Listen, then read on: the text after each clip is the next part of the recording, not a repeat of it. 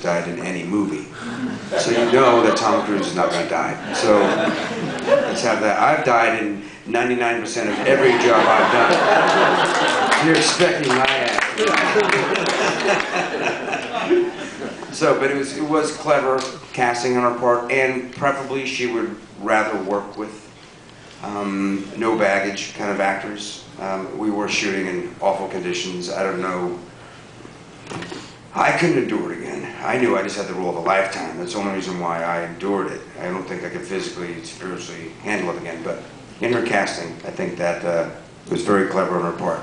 And that's what probably laid the groundwork for most of the tension in the movie, plus what happens in post, I think. And the other thing that by having unknown actors, it seems to create the kind of camaraderie and trust that you read about real soldiers having, and I'm sure you experienced firsthand when you met with real combat veterans. That kind of spirit seems so real in your relationships with the characters that Anthony Mackie and Brian Garrity played in the film. Was that an organic? It seemed like an organic thing that evolved from the fact that you were all... Again, like I said, more real than we needed to be, because we're actors. We can act like it's hot. It doesn't have to be 130 degrees. Come on, man. It's killing us. Let's put the bomb suit on again. Oh my God.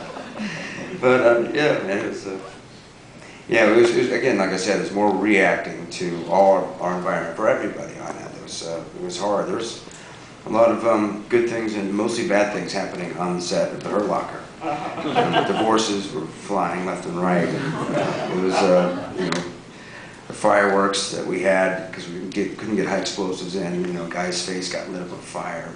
There's some terrible, terrible things because we're shooting a low budget movie, trying to make it happen.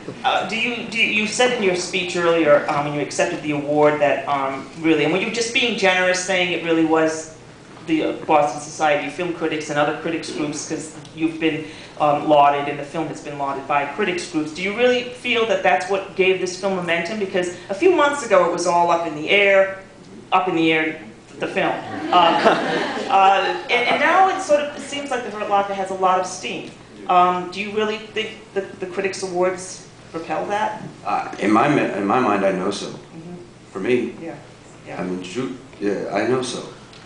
It's awareness for this film has been actually nothing but critics. I mean, we were picked up by Summit, which was great for them to have the courage to buy this movie and try to put it out there in 4 theaters at first, and then the critics started to roll out with these reviews, and then they kept coming in, more theaters, and they kept coming in, and that was our free advertising.